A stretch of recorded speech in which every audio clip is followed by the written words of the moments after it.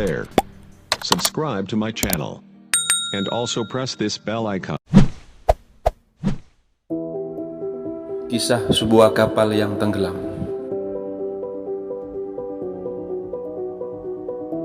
Sebuah kapal pesiar mengalami kebocoran dan akan tenggelam.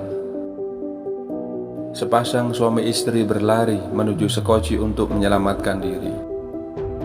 Sampai di sana, mereka menyadari hanya ada tempat untuk satu orang. Segera sang suami melompat mendahului istrinya untuk mendapatkan tempat itu. Sang istri hanya bisa menatap sambil meneriakkan sebuah kalimat sebelum Sekoci menjauh dan kapal itu benar-benar tenggelam. Guru yang menceritakan kisah ini bertanya pada murid-muridnya, "Menurut kalian, apa yang istri itu teriakkan?" Sebagian besar murid-murid itu menjawab, "Aku benci kamu, kamu egois, gak tahu malu." Tapi guru itu kemudian menyadari ada seorang murid yang diam saja. Guru itu meminta murid yang diam saja itu menjawab. Kata si murid, "Guru, saya yakin si istri pasti berteriak, 'Tolong jaga anak kita baik-baik.'" Guru itu terkejut dan bertanya, "Apa kamu sudah pernah dengar cerita ini sebelumnya?" Murid itu menggeleng, "Belum, tapi itu yang dikatakan oleh mama saya sebelum dia meninggal karena penyakit kronis." Guru itu menatap seluruh kelas dan berkata, "Jawaban ini benar." Kapal itu kemudian tenggelam dan sang suami membawa pulang anak mereka sendirian.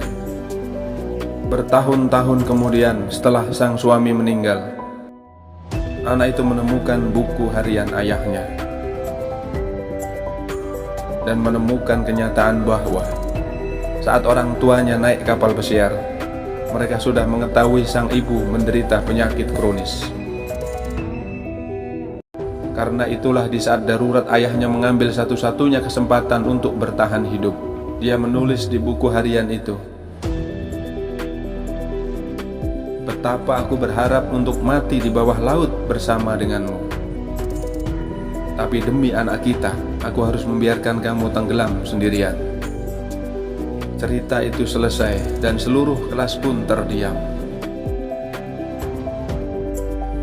Guru itu tahu bahwa murid-murid sekarang mengerti moral dari cerita tersebut, bahwa kebaikan dan kejahatan di dunia ini tidak sesederhana yang kita pikirkan. Karena itulah kita seharusnya jangan melihat hanya dari luar dan kemudian langsung menghakimi, apalagi tanpa tahu apa-apa.